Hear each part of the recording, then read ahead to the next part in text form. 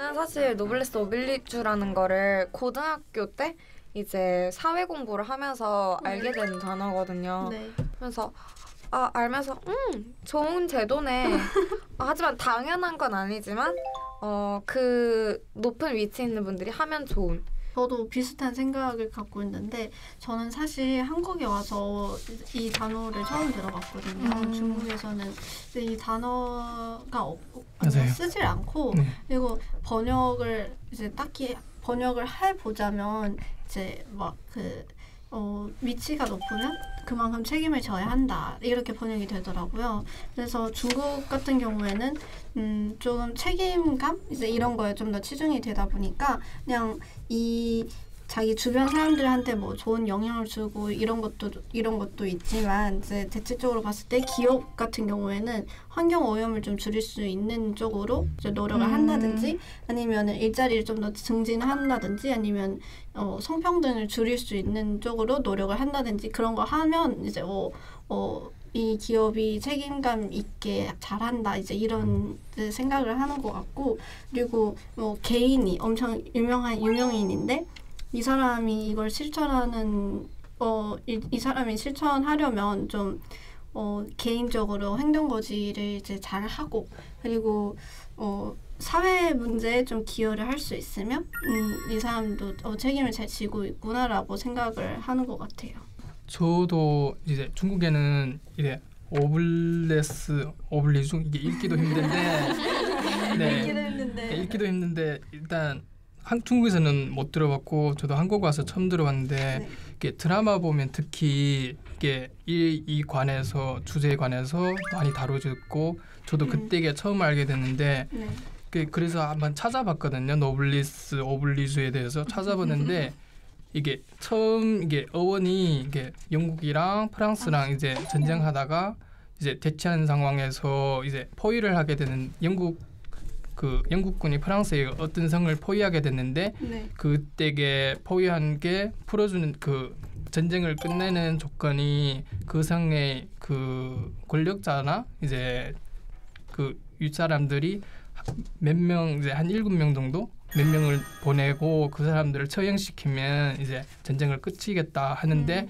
그때에 이제 자발적으로 나온 사람들이 이제 다 이제 상류층인데 그분들이 이제 실천하는 그런 행동이 이게 노블리주라고 그런 식으로 알고 있는데 노블레스 오블리주는 사실 고등학교 때까지 몰랐었던 것 같아요. 모르다가 뭐 대학교 들어와서 과제를 하다가 접하게 돼서 알게 됐는데 과제 이제 이거에 대해서 좀 레포트를 써야 됐었어서 그 전까지는 모르고 있다는데 알고 나서 뭐 좀 이렇게 어떻게 보면 이게 있는 사람이 좀 도와주자 이런 뜻이잖아요. 그래서 저는 사실 이렇게 의무 목적은 뭐 너가 돈이 좀 더 있으니까 돈을 내라 이런 무조건적인 그런 건 아니어도 사람들이 그런 마인드를 모두가 좀 갖고 있으면 그래도 다 이제 좋은 데서 다 잘 될 수 있는 그런 세상이 오지 않을까. 좋은 세상. 좋은 세상.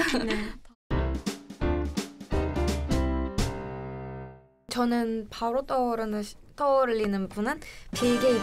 그쵸, 유명하죠. 그쵸, 유명하죠. 유명하죠. 마이크로소프트 창업자로서 이제 그 게이츠 재단을 설립했잖아요. 근데 그 게이츠 재단의 설립 이제 목적은 이제 국제적 보건 의료 확대, 뭐 빈곤 퇴치 그리고 이제 좀 교육 기회 확보를 위해서 했는데 본인이 좋은 가정 교육, 좋은 환경에서 자랐기 때문에 다른 아이들도 다른 학생들도 그런 교육의 기회를 받으면 좋겠다라는 마음에서 설립해가지고 지금 우리가 살고 있는 시대에서는 진정한 노블레스 오블리주가 아닐까 싶었어요. 이 얘기하면 이제 딱 떠오르시는 분이 이제 주윤발 이게 월드 스타잖아요. 근데 평소에 검소하기로 엄청 유명해요. 맞아요. 이제 홍콩에 사는데 홍콩이 엄청 좁잖아요. 맞아요. 이게 웬만한 스타들은 마스크 끼고 모자 씌우고 눌러 쓰고 이게 최대한 자기 프라이버시 지키려고 하는데 근데 이분은 뭐 아무런 포장도 안 하고 포장도 안 하고 그 대중교통도 이용하고 지하철 제일 많이 이용하는 수단이 지하철이래요. 자기는 자가용도 없고 당연히 기사도 없겠죠. 그래 핸드폰도 막 20년씩 썼다고 이게 고장 나지 않은 이상은 바꾸지도 않고 기사에서 한 본 게 있는데 자기는 이제 자기 95% 재산을 이제 한나라 한 56억 정도 되는데 죽기 전에 전부 기부한다고 공약을 했거든요. 그래서 이분에 대해서 되게 떠오르는 게 이분이었어요. 처음엔. 네.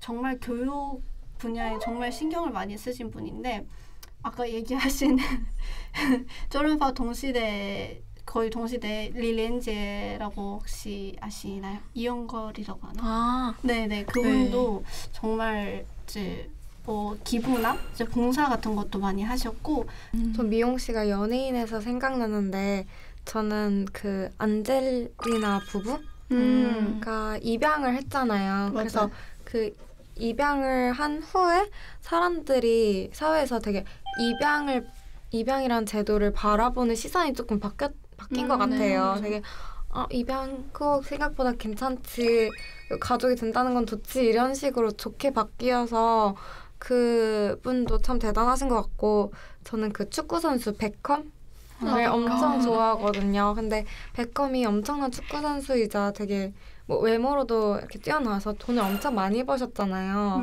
그래서 엄청 많이 벌고 물론 잘 살긴도 하지만 항상 제가 뭐 SNS를 보면은 되게 어디 가서 봉사를 하시거나 기부를 하고 뭐 항상 뭐 그 SNS에서 뭐 챌린지 같은 거 많잖아요. 아이스버킷 챌린지처럼 그런 것도 다 참여하시고 그래서 그런 모습도 보고 되게 가지신 분들도 저런 거에 관심이 많고 이렇게 하는 거 보니까 나도 덩달아 같이 하고 싶은데 막 이런 느낌이 들어가지고 맞아. 되게 좋은 자극이 되는 것 같아요. 그분들도. 국내 한국에서도 그 정우성 배우 그러니까 그 난민 수용에 대해서 말씀을 하셨었거든요. 맞아. 근데 전 정우성 배우를 좋아하는 이유 중 하나가 이제 인터뷰 때였나? 그런 말씀을 하셨어요. 이제 난민에 대해서 뭐 얘기를 해주세요라고 하니까 저는 다른 직장 배우분들 만날 때는 먼저 절대 그 난민 수용이나 그런 얘기를 절대 안 꺼내고 누군가가 먼저 관심을 표할 때 그때서 이제 좀 적극적으로 좀 이제 추천을 하거나 설명을 해준다라고 하고 남한테 강요를 하진 않지만 막상 남이 조금 관심을 보이면 되게 좋은 행동을 이렇게 딱 보여주는 모습이 정말 너무 멋있다고 생각했어요. 저는 그 현이랑 정혜영 부부 너무 좋아해서 그분들은 이제 본인이 기부하고 그런 걸 활동을 항상 SNS에 올리세요. 뭐 예를 들어 이번에 마라톤을 하는데 뭐 사람분들께서 원하시면 이제 돈을 기부를 해주시면 마라톤 할 때 이름을 다 새겨가지고 기부하신 분 이름을 새겨서 그 션이 입으시는 그 옷 뒷면에 이름 그 기부해주신 시민분들의 이름이 다 써져 있어요. 그럼 그분들의 옷을 입고 마라톤을 완주를 하고 이제 그 돈을 이제 대표자로서 이제 기부를 하는 그런 거를 하나부터 열까지 다 SNS에 올려주시는데 그거 보고 와 진짜 대단하다. 왜냐면 있는 재력을 가지신 분들만 이렇게 봉사하실 수 있는 게 아니라 뭐 그냥 저희도 그냥 맘만 먹으면 이렇게 돈을 내서 맞아요. 작은 돈이어도 충분히 실천할 수 있는 거잖아요. 꼭 모든 봉사 돈으로 되는 게 아니라 어떤 행동으로 봉사하는 맞아요. 모습도 되게 멋있다고 생각을 해서 뭐 연탄 봉사도 맞아요. 그렇고. 맞아.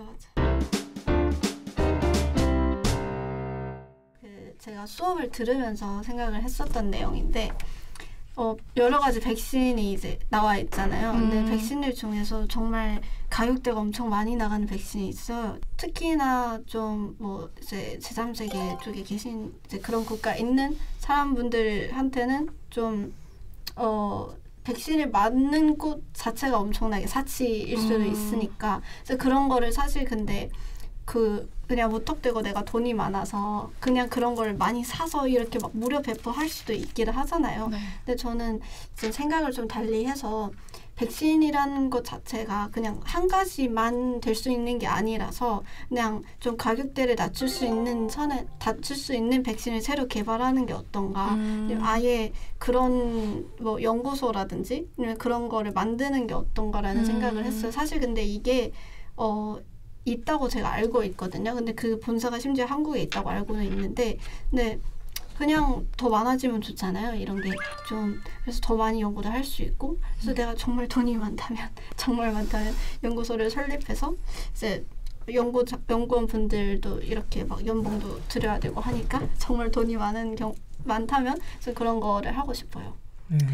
저는 성공하세요. 네. 성공하겠습니다. 저는 일단 회사 내에 있는 만약에 제가 회장님이면 저희 회사에는 비정규직 직원이 아예 없도록 만들고 싶어요. 현실적이다. 네, 일단 비정규직 직원들이 되게 고통받는 현실이 되게 많잖아요, 요즘에.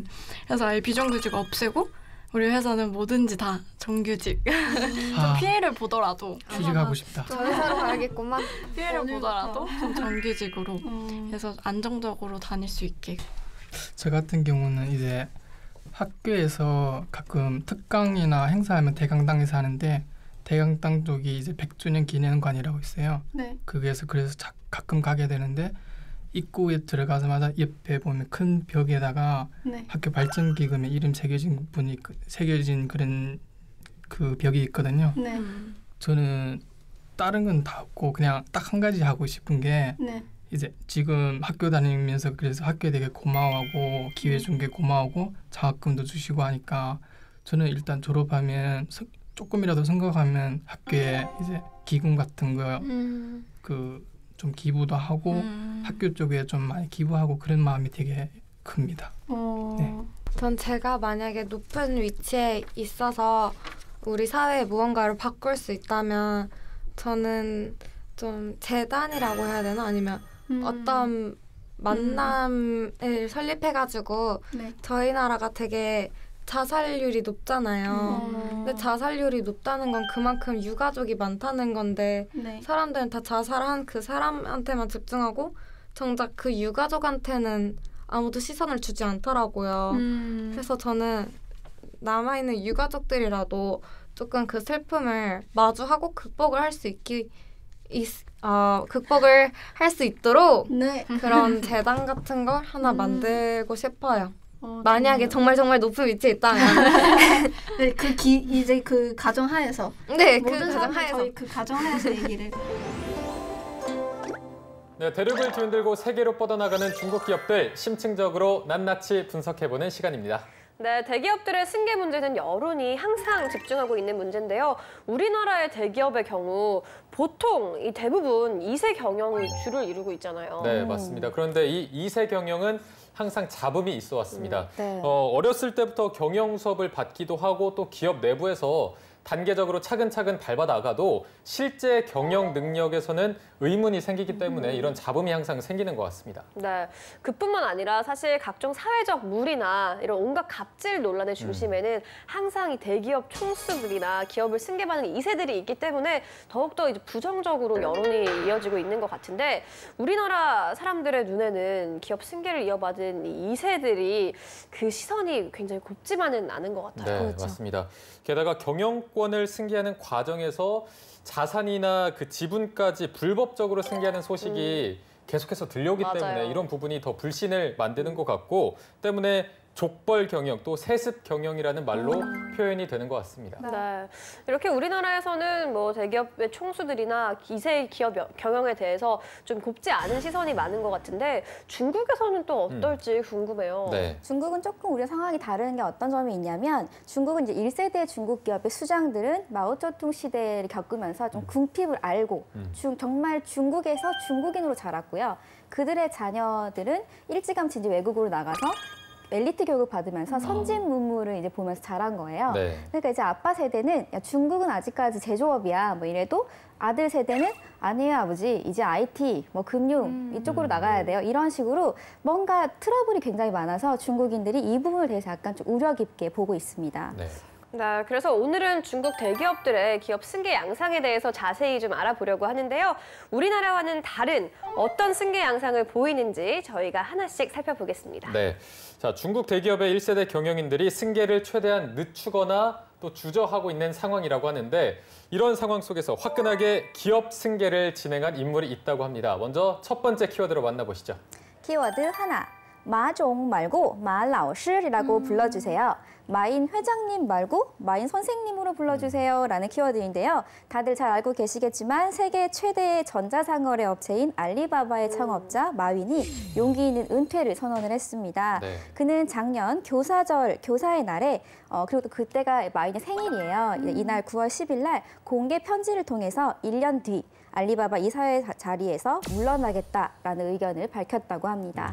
아니, 마윈 회장이 은퇴를 선언했을 나이가 54세이기 때문에 좀 이른감이 없지 않아 있는데 네. 거기다가 중국인들에게는 굉장히 좀 선망의 대상 이런 기업의 총수기 때문에 좀 중국인들도 많이 놀랐을 것 같아요. 네.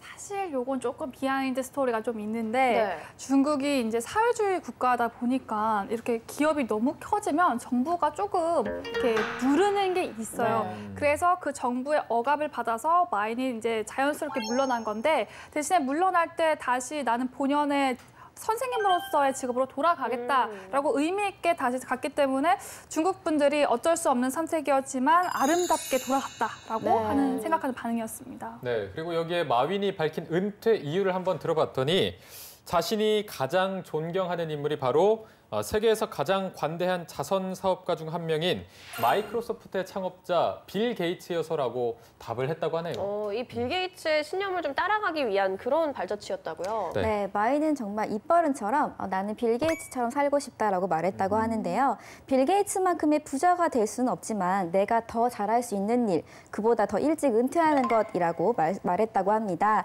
그리고 은퇴 후 새로 만드는 명함에는 회장이라는 직함 대신 교사라는 글자를 새겼다고 하네요. 네. 네, 마윈이 이 교사라는 직책을 쓴 것은요, 은퇴와 맞물려서 교육을 기반으로 한 자선 사업에 매진할 계획이었기 때문인데요.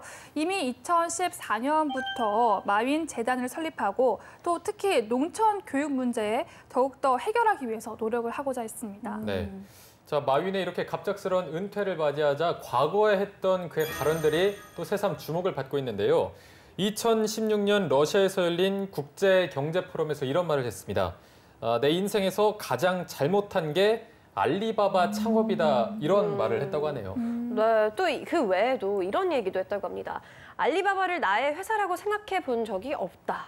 또 전자상 거래 업체를 만들어 장사를 시작한 걸 후회한다. 이런 네. 발언도 재조명되고 있는 것 같은데요. 마윈이 왜 이런 발언들을 지속적으로 해왔을까요? 우린 직접 마윈이 되어보지 않고서야 뭐 그의 심정을 100% 헤아릴 수는 그쵸. 없겠지만 그를 조금 이해해보기 위해서 그의 유년기 아니면 그의 청년기를 좀 이렇게 되돌아보면 마윈은 사수 끝에 영어 교육을 전공을 했어요. 또 생계를 위해서 사업을 하기는 했지만 이렇게 감당할 수 없을 정도로 커버릴 줄은 본인도 이제 모르는 상태였었던 거죠. 그래서 늘 이런 것들에 대한 스트레스를 호소해왔고 항상 나는 교육계에 돌아가고 싶다라는 말을 했었다고 합니다. 그래서 회장님 말고 선생님이 되는 것이 어쩌면 그의 진짜 꿈이었는지도 모르겠는데 그는 어쩌면 이제서야 그 자기의 진짜 꿈을 이루는 게 아닌가 싶습니다. 네. 네, 그렇다면 이 마윈의 빈자리를 누가 채우고 있을까? 이 질문이 마윈의 행보 못지않게 궁금증을 자아내고 있는 부분 같은데요. 네. 그 주인공은 바로 마윈이 2013년 CEO직에서 물러나면서 회사 경영을 맡겼던 인물, 장융 최고 경영자라고 하네요. 네.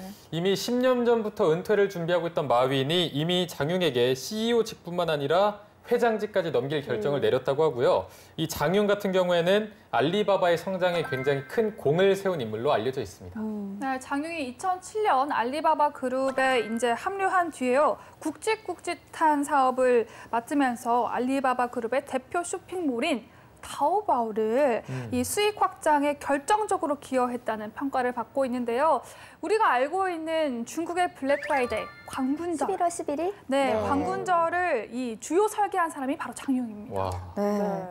이렇게 장용의 이 능력치는 이미 인정을 다 받은 셈인데요. 직원들과의 소통 능력과 또 혁신적인 아이디어까지 갖추고 있기 때문에 별명이 하나 생겼대요. 샤오 야오즈라고 하는데 자유로운 영혼이라는 예쁜 별칭까지 가지고 있다고 합니다.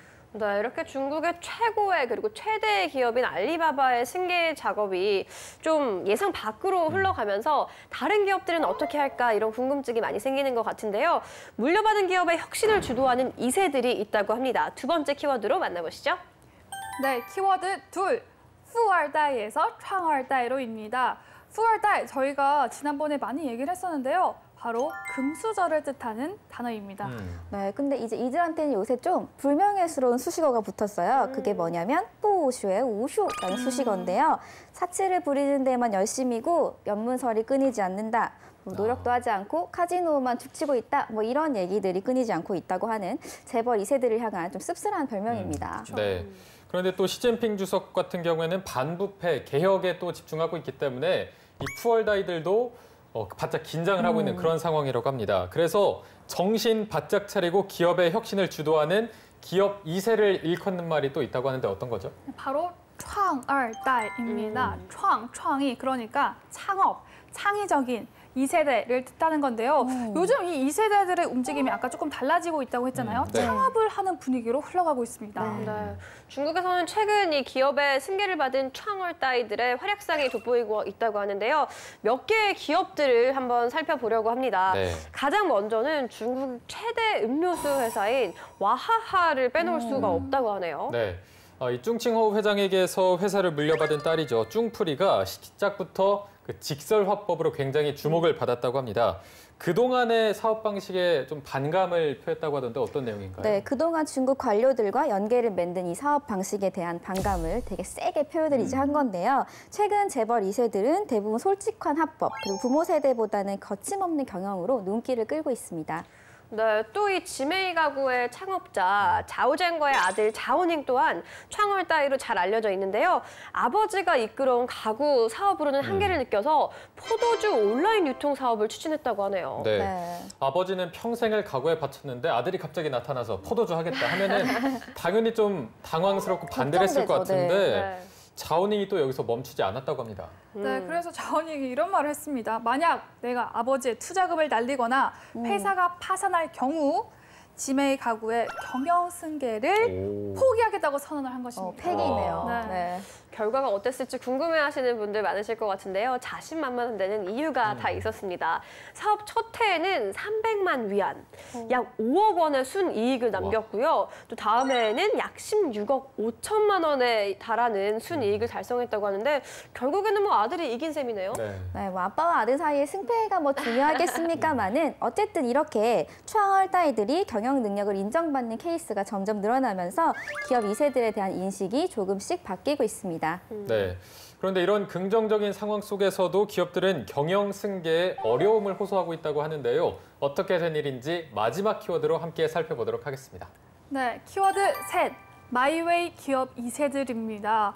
이 중국 1세대 기업인들이 되게 지금 은퇴할 시기를 맞이했지만 자녀들이 승계를 거부하고 있는 상황이 아하. 계속돼서 네. 고민이 끊이질 않고 있습니다. 네. 몇 가지 이유가 있겠지만 첫 번째로는 이제 1세대가 은퇴 시기가 늦춰지면서 2세대도 자꾸 나이가 드니까 이제 경영 그 승계 시기를 놓치는 케이스도 있다고 하고요. 네. 또 한 가지는 중국의 어떤 정책의 특성상 한 자녀만 있는 정책이 쭉 이어져 왔다 보니까 딱히 물려줄 자식이 없는 케이스가 있는 경우도 굉장히 많다고 하고 또 회사가 있다고 해서 그냥 뭐 아들, 딸 받아라 할 수 있는 상황이 아니기 때문에 승계 자체에 어려움을 많이 겪고 있는 것 같습니다. 네. 네, 뭐 이런 상황들과 문제점들을 뒤로 하고 어쨌든 간에 기업 승계가 아닌 자신만의 길을 걷겠노라 선언하는 이 2세들이 늘고 있다는 건데요. 가장 대표적으로는 중국 최대 부동산 그룹이죠. 완다그룹의 왕젠린 회장의 아들 왕스총을 들 수가 있겠네요. 네. 사실 몇 년 전까지만 해도 왕스총 하면 사고뭉치, 맞아요. 여배우와 연물살 막 나고 막 이랬는데 산악골 단골이었죠? 그렇죠. 네. 그런데 갑자기 그가 투자의 귀재가 돼서 나타났습니다. 네. 네. 사실 왕젠린 회장도 아들인 왕스총이 이렇게 말썽 피우고 다니니까 회사를 물려줄 생각이 없을 법도 한데 아들도 심지어 이 회사에 그렇게 미련이 없었던 것 같습니다. 투자업체인 프로메테우스 캐피탈을 창업한 뒤에 주로 게임이나 엔터테인먼트 쪽에 투자를 했고 또 이게 엄청난 수익을 올렸다고 합니다. 네, 왕수총이 투자한 라이브 플랫폼 판다TV는 업계 2위에 올라서기도 했었고요. 또 게임 시장의 성장에도 큰 영향을 끼치면서 창업 5년 만에 재산이 12배가 증가했다고 합니다. 오, 우리 왕수총이 달라졌어요. 이렇게 이야기할 수 있을 것 같은데 실제로 사람들이 가지고 있는 이미지도 많이 바뀌었나요? 여전히 사실은 그 첫 이미지라는 게 좀 강렬하잖아요. 사고뭉치, 개구쟁이 이렇게 느낌이 있긴 한데 그럼에도 불구하고 왕수총의 일상에 계속 관심을 갖는 걸 보면 이 사람의 어떤 경영 능력도 인정을 하고 있기 때문에 그가 어디에 투자할지 계속해서 염탐을 하는 그런 분위기입니다. 네. 자, 이 밖에도 대표적인 마이웨이를 걷고 있는 기업 2세를 한번 살펴보도록 하겠습니다. 중국 최대 차량 공유 서비스 기업이죠. 디디추싱의 류칭 회장을 들 수가 있는데 이 류칭의 아버지가 바로 중국 IT 업계의 대부로 불리는 레노버의 창립자 류찬즈입니다. 아예 뭐 다른 계열도 아니고 같은 IT 계열이라면 회사를 승계받은 이후에 뭔가 좀 변화를 줘도 됐을 것 같은데 그럴 만한 이유가 혹시 따로 있었나요? 네, 우리 류칭에게는 아주 확고한 신념이 있었다고 합니다. 이런 말을 했대요. 내가 죽도록 일하겠지만 아버지의 신세는 죽어도 지지 않겠다라는 말을 했다고 하는데요. 실제로 그는 하버드에서 석사까지 마쳤고요. 또 골드만삭스에 입사해서 일주일에 140시간씩 일을 했다고 하고요. 네, 골드만삭스 사상 최연소인 34세 나이에 아시아 담당 사장으로 승진까지 했다고 합니다. 네, 그래서 이제 류칭이 중국으로 건너와서 디디추싱의 CEO직을 맡게 된 건데요. 자동차 서비스 업계의 혁신을 주도하고 있다는 평가를 받고 있습니다. 네, 이게 이렇게 아무래도 자신이 하는 일에 대한 확신이 있었기 때문에 승계가 아니라 마이웨이를 택하고도 이렇게 멋진 모습을 보여줄 수 있었던 것 같은데 이런 기업 2세들에 대한 중국인들의 생각 또 어떻게 여겨지고 있나요? 왜 우리나라에서도 SK 최태원 회장의 딸 최민정 씨의 행보가 굉장한 응원을 받고 있잖아요. 마찬가지로 중국 역시 승계를 거부하고 자신의 길을 걷는 기업 2세들에 대해서 좀 부럽긴 하지만 그래도 그들의 꽃길을 응원하고 있는 분위기입니다. 네, 이렇게 오늘은 중국 대기업들의 기업 승계 양상에 대해서 좀 자세히 알아봤는데요. 경영 승계에 따라서 기업이 더욱더 흥할 수도 있고 아니면 또 휘청거릴 수도 있기 때문에 중요한 문제인 것 같은데 그렇기 때문에 더욱더 신중을 기할 수밖에 없다 이런 생각이 드네요. 네, 많은 기업들이 2세대 경영을 시작했거나 또는 준비하고 있는 단계인 만큼 중국 대기업들이 다음 세대는 어떤 모습으로 우뚝 서게 될지 이 부분을 또 관심 있게 지켜보는 것도 재밌는 포인트가 될 것 같습니다. 네, 오늘 중국 기업 분석은 여기까지입니다. 다음 시간도 기대 많이 해주세요. 차이나코드 오늘 순서는 여기까지입니다. 네, 그럼 저희는 다음 시간에 다시 돌아오도록 하겠습니다. 짜이체! 바이바이!